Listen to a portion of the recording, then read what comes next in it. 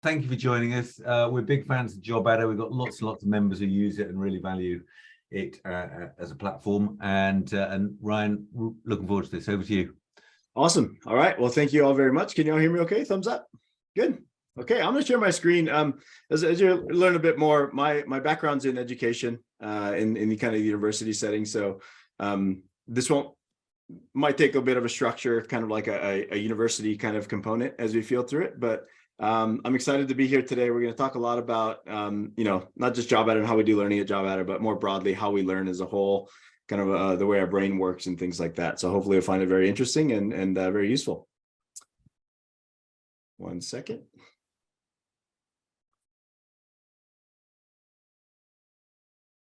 All right.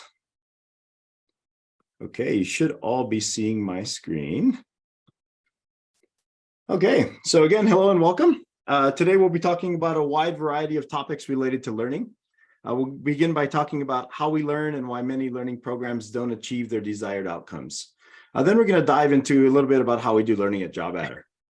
Some topics might be familiar, such as space learning or the forgetting curve, and others you might be less familiar with, such as declarative and procedural knowledge, our brain's focused and diffuse modes, and even our body's natural ultradian rhythm and how it impacts our performance. So if you're not familiar with any of those topics, don't worry. We'll also be talking about something I'm certain we are all familiar with: tomatoes.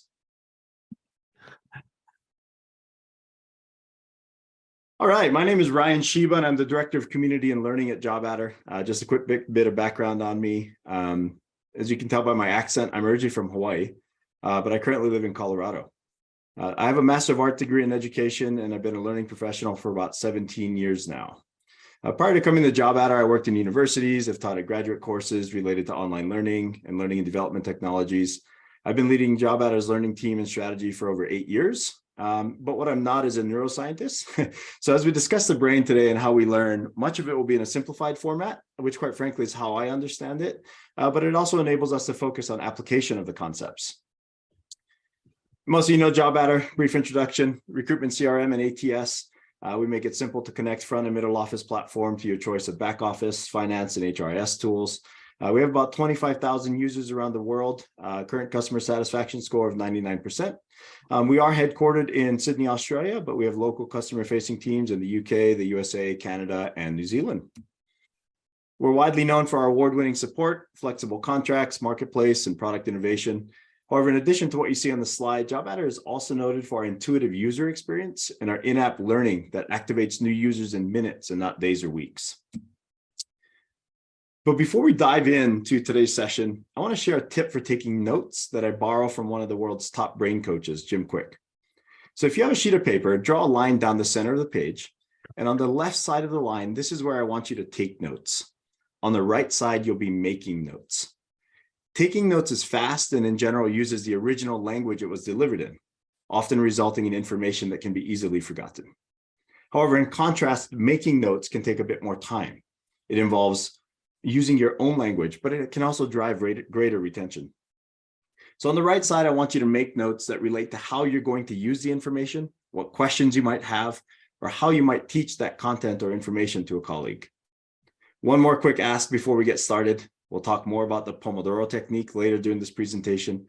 But for now, if you're able, it would be great to turn off all distractions, whether that be your phone notifications, muting your Slack, or even closing out your inbox. But this isn't to give me your undivided attention. It's more to give yourself your full attention. Activate what we call the focus mode in our brains, which we'll also be discussing here in a little bit. But here's my promise to you. I want to make sure that your time here is well spent. So in the next 40 minutes, you'll be able to identify the single most effective technique in order to improve learning outcomes. You'll also be able to differentiate between the two fundamental learning systems our brain uses in order to align how content is being delivered with your desired results. You'll also be able to recall the brain's two learning modes in order to optimize productivity. And lastly, you'll identify 4 ways to improve learning at your organization and in order to increase your retention. As we're talking about learning today, I want to spend a little bit of time breaking down the purpose and structure on the content of this slide. There's much more to it than initially meets the eye. These are what we call our learning objectives. As it relates to learning, objectives are the North Star. When I'm creating any sort of learning opportunities, such as today's presentation, I always start with my objectives. As opposed to a table of contents that would simply showcase the topics I'm covering, objectives drive actions. Note that the 4 objectives all start with a verb and they can be measured. Although I won't be doing so today, with these objectives all being measurable, we would easily be able to assess whether or not our objectives were met. For example, after today's session, I could give you a quiz that asked you to identify the single most important technique when it comes to improving learning outcomes.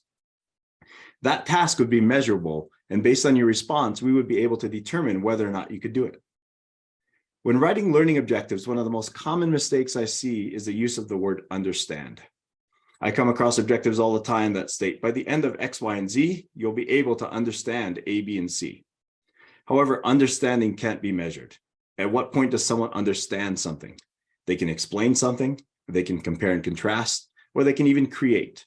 But at what point would you be able to determine whether or not someone understands? Rather, you would determine knowledge through action and whether or not they could do what you asked, which drives home the importance of having these measurable objectives. So when starting to develop your own training, you want to start with the objectives first. This process is something we call backwards design. In traditional course design, you might start with the content you want to cover and then develop the assessments based on what you covered. The better practice is to flip that and start with what you want your learners to be able to do as a result of training, and then determine how you will know whether or not they can do those things. Then lastly, you determine what content and activities the learner will have to participate in order for them to meet those objectives. So let's talk training. According to a LinkedIn Workplace Learning Report in 2020, 30% of workers in the UK have not received any training in the last 5 years. 49% don't have enough time for learning. And 94% say they would stay at a company longer if they had learning and development. Now, I know I'm preaching to the choir here, but I don't think it's an overstatement to say that life as a recruiter can be highly stressful. Like many others, recruiters may frequently feel overwhelmed. According to recruitment expert Greg Savage, 50% of recruiters don't last 6 months, or of rookies, and 80% won't make it a career. There are many things on top of mind every day for recruiters, from chasing increasing KPIs, a task list that seems to reproduce twice as fast as we can cross them off, and lastly, our biggest opponent of all, which is time. In the midst of our daily commitments, a study by Deloitte found that the average employee has just 1% of their typical work week left to dedicate to learning. If you can only dedicate 24 minutes a week to learning, that learning needs to be effective, efficient, and enable immediate application. And it's not just the demands of work. Today, our lives are filled with more information than ever before. The amount of information created from the dawn of humanity until 2003 is now created in every 2 days online. And it's not that just that there's more information out there. It seems that we are more inclined to take in as much of it as possible. According to recent data, the average person spends 3 hours and 15 minutes each day on their phones. In fact, 1 in 5 smartphone users spends upwards of 4.5 hours a day on their phones. This means when we're creating learning opportunities, we're competing for our learners' time, their attention, and often against their habits. The vast majority of organizations have learning programs, at least some version of it. But let's face it, most learning programs are ineffective. They fall short of producing the intended outcomes.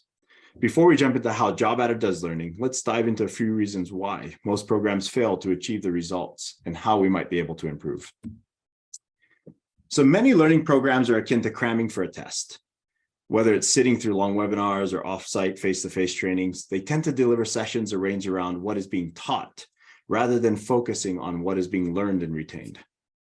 For many of the vendors in your tech stack, offering training in a crammed, passive format is beneficial for them because it can be delivered easily and they can tick a box to say that you've been trained. However, this format doesn't benefit the learner and often doesn't deliver the optimal results. Research shows us that learning over multiple sessions leads to higher retention than a single training event. Spaced repetition is a learning strategy where lessons are repeatedly reviewed at increasing levels of interval, or increasing the intervals, in order to ensure that important information is retained. When it comes to learning, the single most effective technique is retrieval. And why is that? Because when we learn something for the first time, our brain creates a weak set of links in our long-term memories. From there, each time you retrieve that information, you're strengthening that set of links. And it's not just about the number of times you retrieve something, that improves your retention, but spacing those repetitions out increases retention and improves our long-term memories. So essentially, when we encounter the same information over and over again, our brain perceives it as being more important than something that we only study once. So in many cases, new learning doesn't make it back to the recruiter's day-to-day work because too often learning is crammed into one session. When you cram information, it goes by without retrieval. So the weak connections you've established initially in the process gets lost. Now, we'll talk a little bit about the forgetting curve. So using himself as his own subject in the late 1800s, a German psychologist named Hermann Ebbinghaus he experimented with memory, and he produced what came to be known as a forgetting curve. Research on the forgetting curve concludes that within 1 hour, people will have forgotten an average of 50% of the information you presented. 24 hours later, they would have forgotten 70% of the new information. And within a week, most would have forgotten 90% of what was learned. So how do you combat the forgetting curve? Simply rereading something doesn't have the same positive impact as it does actually retrieving it from your own mind. Again, going to back to the process of taking notes I mentioned earlier with the line down the middle, just going back and rereading what you may have jotted down on the left won't have the same impact as personalizing the information by making notes to the right of the line. But why is this? Again, when you first learn something, you create a weak set of links. If that goes unused, they'll simply disappear.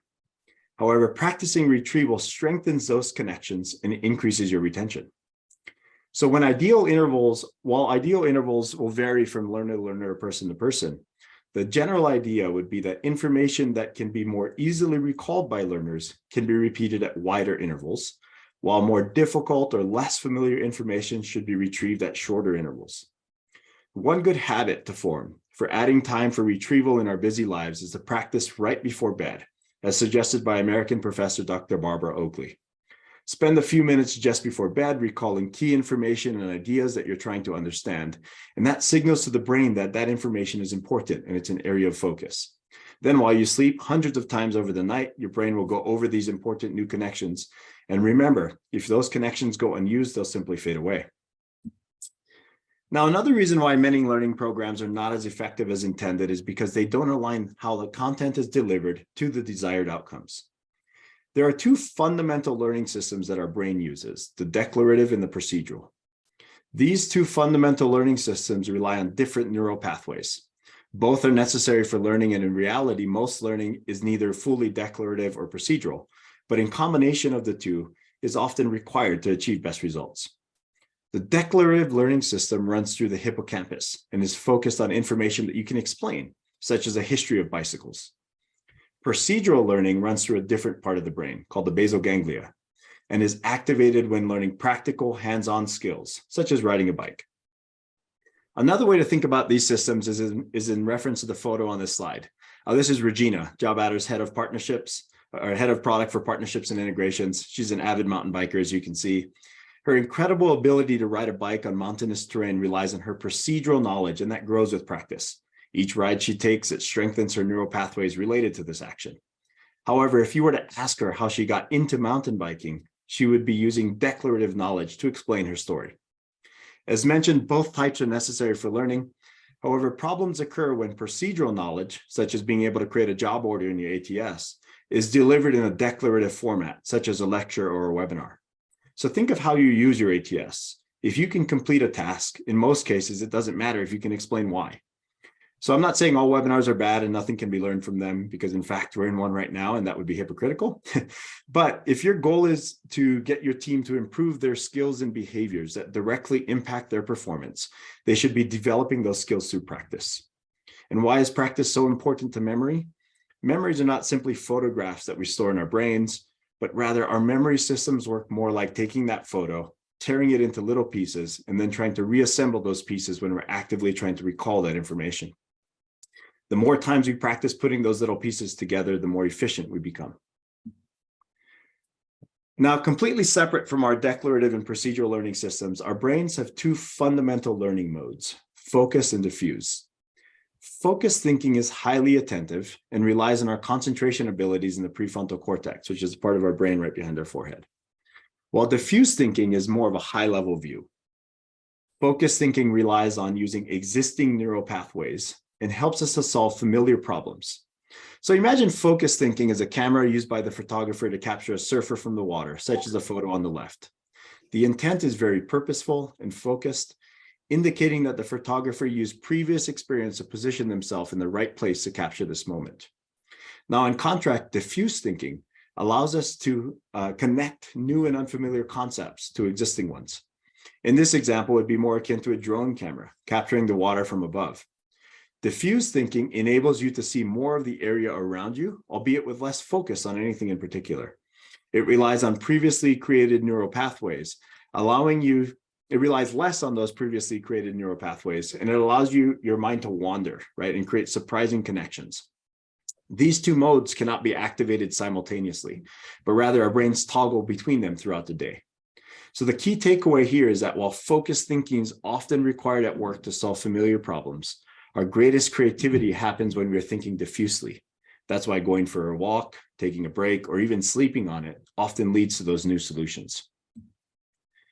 So just how do we purposefully toggle our brains between focus and diffuse thinking throughout the day to maximize our ability to not just solve problems in front of us, but to allow our brains a space to dive into new solutions that require more creative thought?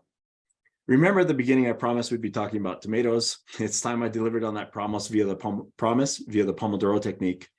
As many of you know, Pomodoro is the Italian word for tomato. This technique was developed in the 1980s by a student named Francesco Cirillo.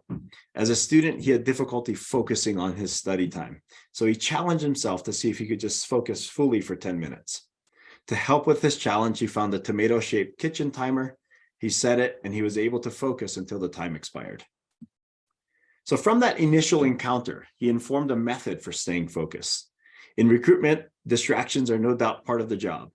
But in general, studies suggest that more than half of all distractions are actually self-inflicted. This technique helps to limit self-interruptions while ensuring that tasks are able to be completed during focused thinking and still providing your mind the necessary time you need to not just retain information, but to also let your mind wander off in order to break out of familiar cycles. The best part of this technique is that it's very simple to implement and the results are immediate. So what you do is you start with a task list and a timer. And when you apply this technique, it's important to focus on a single task. As much as we like to think we're multitaskers, in reality, we don't multitask. We just try to get better at switching between them. So set your timer for 25 minutes and then focus on a single task until it's done or the timer rings. Now, in this example from Todoist, we're using a 25-minute focus time with a 5-minute diffuse time. However, some people prefer a full 90 minutes of focus time with a 20 to 30-minute break to activate that longer diffuse mode. This longer Pomodoro aligns with your body's natural ultradian rhythms, which we'll be discussing next. So when your session ends, you record what you completed, then enjoy a 5-minute break. Then after 4 Pomodoros, take a longer, more restorative 15 to 30-minute break. So here's an example of what your day might look like in Pomodoros, right? Enabling you to toggle between focus and diffuse time with allocated time for both completing tasks and allowing your mind to wander. Now that you're familiar with the Pomodoro technique, let's spend a couple of minutes talking about why this method is effective from a scientific perspective. The image at the top is not just how many of us have been told we're supposed to work. It's also likely how many of us believe that we're supposed to work. However, now that we know a bit more about the brain's focus and diffuse mode, how we've been told to work doesn't allow our brain to sufficiently recover. This general perception of work not only decreases productivity, but it also leads to burnout. And losing high performers from your business is never fun. And that lost revenue can't immediately be replaced by hiring someone else to fill that role. Now note the image at the bottom. This is much more aligned to how we actually work. Each one of us has what's called an ultradian rhythm, which dictates how our bodies function in relation to time. So similar to the circadian rhythms that manage our daily 24-hour cycles of sleep and waking, the ultradian rhythm is a biological pattern that is hardwired into our DNA. Ultradian simply means many times a day, and rhythm refers to patterns and cycles. So the purpose of the ultradian rhythm is to manage the cycles of energy production, output, and recovery in all humans. But how does that impact learning? Well, one of the reasons the Pomodoro technique is so successful is that it aligns to your brain's needs. Your brain needs breaks throughout the day to sift through all of the vast amounts of data you've taken in. It has to tag it, organize it, and then create those important synaptic connections. These connections allow you to merge the new information with what you already know and make it easier for you to recall that information later. Now, here's an example of what your body's ultradian rhythm looks like throughout the course of the day. So again, scientifically speaking, the Pomodoro technique mentioned earlier can help align your brain activity with your body's natural rhythms to prevent fatigue and help us to be more productive. So the length of one Pomodoro, as mentioned earlier, doesn't have to be 25 minutes of focused thinking and then 5 minutes of diffuse thinking. Some might benefit from a single Pomodoro being as long as 90 minutes. The key being that the time you allow your brain to be in your diffuse mode correlates to the amount of time that you spend in focused mode. So if you have 90 minutes of focus time, ensure that you give yourself the longer 20 minutes to recover before you initiate your next task. Now, this message also aligns to what we've learned about the positive effects of spaced learning. For example, running training sessions that are 3 hours long can actually prevent us from retaining intended information and skills, not just because we get exposed to new information only once, but also because we don't give our brains the time in diffuse mode to create the necessary synaptic connections that are required. While this provides us good insights, everyone is different. So using this information as a foundation, you have to find what works best for you. For example, you might be saying, I do my best work in the morning, but I tend to hit that dreaded afternoon crash about 2 or 3 p.m. This could be happening for a number of reasons, but one of them could be your morning routine. If you're like me, you roll out of bed, immediately reach for your favorite cup of coffee or your other caffeinated pick-me-up. While this might help increase your alertness temporarily in the morning, it could also be the culprit of your afternoon crash. Throughout the day, our bodies build up a chemical called adenosine, which causes us to get sleepy. So our bodies flush out the built-up adenosine over the course of our sleep. Then when we wake up, our adenosine levels are low, but they're not completely gone, and that's why sometimes we can feel a little bit groggy. Then when we reach for our favorite caffeinated drink to increase our alertness. However, caffeine actually blocks our bodies from being able to process the remaining adenosine, right? So from being able to clear the remaining adenosine. So once that caffeine wears off, the remaining adenosine makes us feel sleepy, which often leads us to grab another cup of coffee or tea in the afternoon, which then disrupts our nightly sleep. And then it causes us to repeat this pattern over and over again the next day.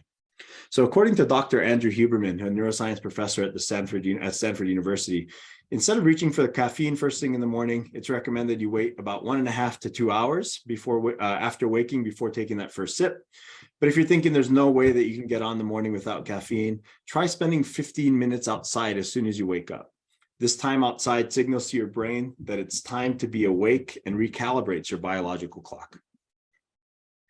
So all the talk about coffee and tomatoes, but what does a successful learning program actually look like? To start, it begins with what our perception of what training is. So one of the most common questions my team gets from clients is, how long will training take? This implies that training is something that happens to us in a prescribed manner and not necessarily focused on developing new skills or knowledge acquisition. Our mindsets must first shift from merely completing training to developing the intended skills. So JobAdder's learning program is focused on these 3 key elements of adult learning theory, also known as andragogy. Taking into account what we know about how we learn, recruiters should be in control of their learning, the when, the what, and the how. The learning should be also problem-oriented and immediately relevant. There should be value in solving the problems that you're faced with.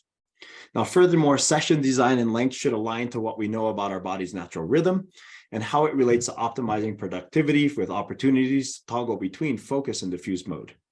Now, JobAdder employs an online training format that doesn't just differentiate us within the recruitment industry, but one that is quite unique across all industries.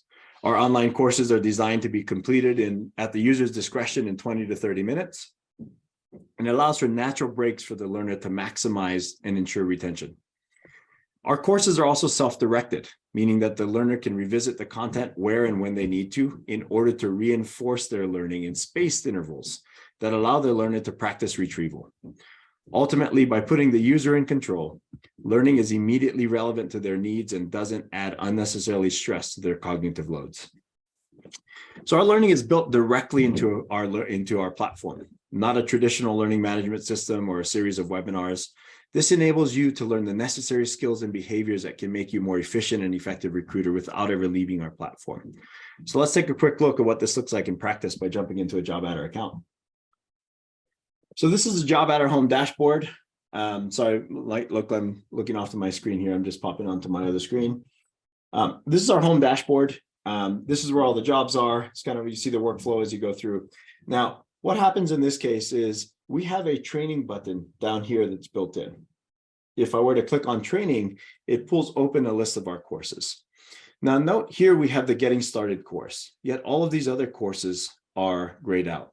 Now this is by design, simply because what happens particularly with novice learners or novice users of a specific tool is we can be overwhelmed by this concept we call overchoice, right? The idea that if we're given too many choices to make, we suffer then from decision fatigue, and we end up not making really any of those choices. So in order to promote kind of a call to action, a single call to action, we have one course that's open. This is our getting started course, right? So rather than, again, having you complete courses in a learning management system, what happens in that case a lot of times is before you can actually learn the content that you intend to, in that case, what happens is you first have to learn how to use the learning management system before you can really kind of dive into the content, and then see how well you can actually translate the content you learn there into your day-to-day work.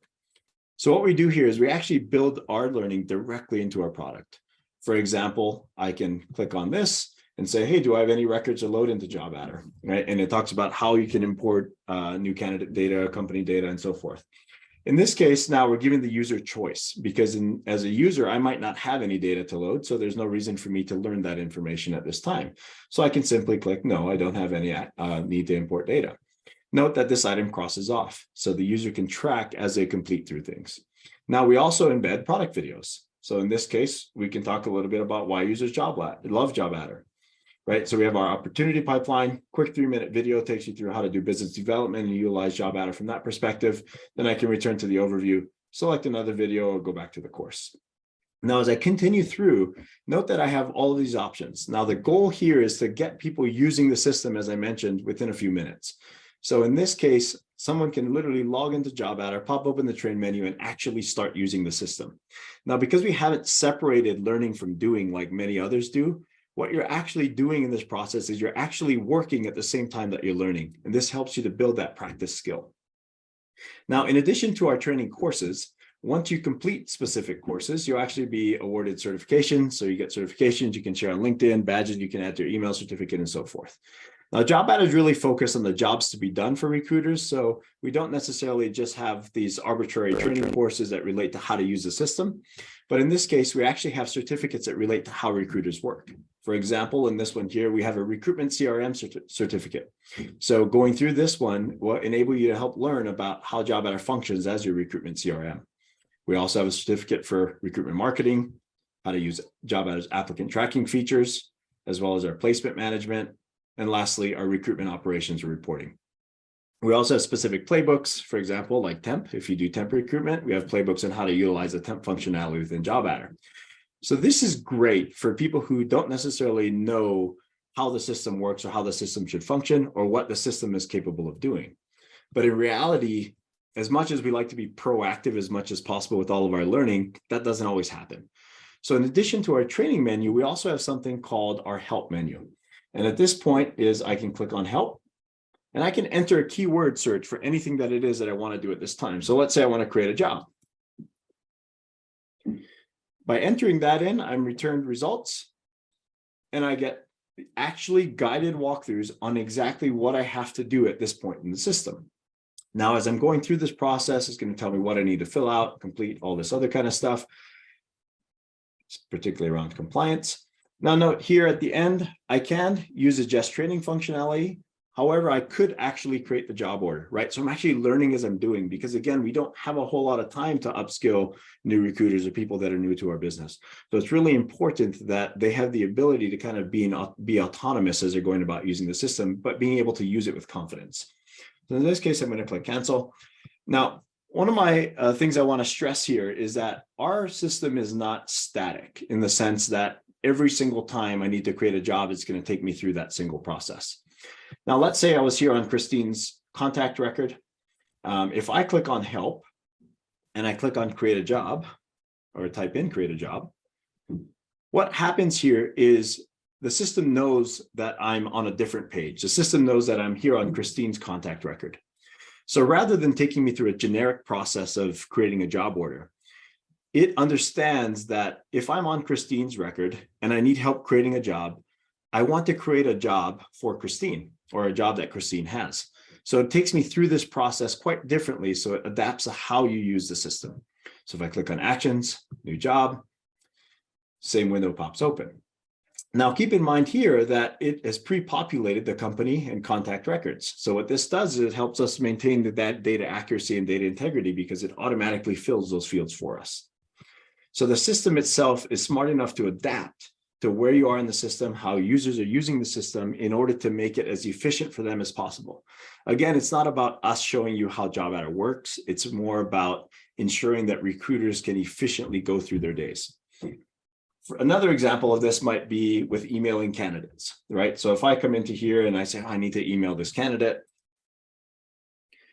what I don't want is I don't want my recruiters thinking about, oh, how do I email this candidate from JobAdder? I would rather them being focused on what that email should say or how I should approach them.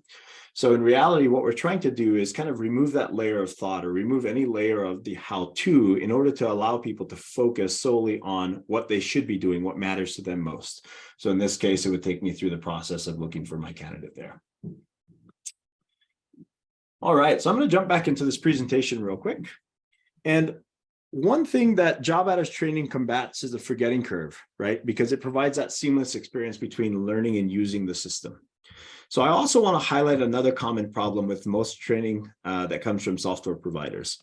With any software that's worth its weight, there's often a gap between what a system could do when you first bought it and what the system can do as it evolves over time.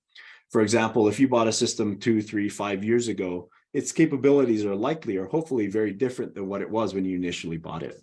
So particularly in an innovative company like JobAdder, where we're constantly improving our platform, some recruiters can be left behind by not taking advantage of the added efficiencies and value that's been provided over time. So with JobAdder, our trainings are built into the system, so it evolves with each product improvement to ensure that you and your teams are getting the most value and the best experience, not just on day 1, but on day 1000. The most important metric of learning is not how many people you train. It's really focused on results, right? Unfortunately, most training programs are measured using input, such as the number of people trained, or the variety of trainings that they offer, or even, unfortunately, the amount of revenue that gets generated from training. However, most effective measure of learning success is to measure the results of the training, or what we call the output. This concept goes back to the beginning of this presentation, where we talked about the importance of learning objectives and utilizing backwards design.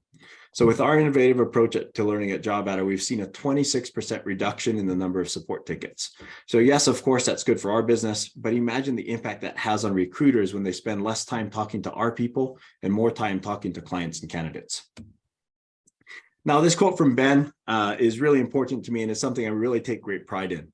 Right? Too often recruiters stick with tools and processes that aren't ideal simply because they're worried about how difficult change can be for both their business and their recruiters. So here Ben says, I think the best part of the integration was the training and support. The uptake of JobAdder and the speed at which our consultants embraced the learning curve was amazing.